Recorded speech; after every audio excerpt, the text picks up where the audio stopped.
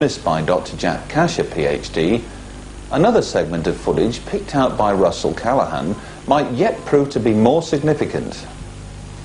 Jack Kasher, PhD, was intrigued.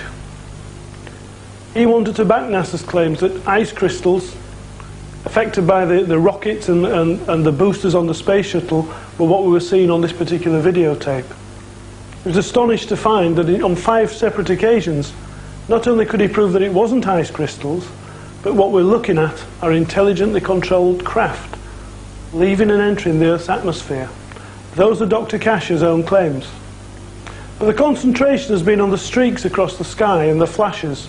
The flashes could well be the booster rockets of the shuttle manoeuvring it in space. But further on, there's another piece of footage which is more interesting to myself, that could actually show something that's not supposed to exist. What we're looking at here is an HL-20. It's a prototype, it's an artist's drawing, it's an impression. It's never been built, so we're led to believe. The concept is for a 10-man shuttle, or a small amount of payload, something that could be launched into space cheaply to feed our impression of Space Station Freedom. It could be a support vessel.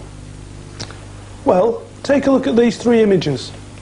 3 frames from the STS-48 footage. A distant object filmed from what is basically a security type camera, a small black and white camera, not made for TV images, not made for production use, just so that the astronauts on board the shuttle can actually see what's going on inside the payload bay. Well, the payload bay is empty at this point. The 3 frames, we've seen a triangular shaped object coming towards the shuttle. The camera actually follows it, and the lighted area at the top is actually the atmosphere of the Earth, as the arm with the camera on pans and tilts to follow this object. Now we can see clearly a delta-shaped wing and a tail.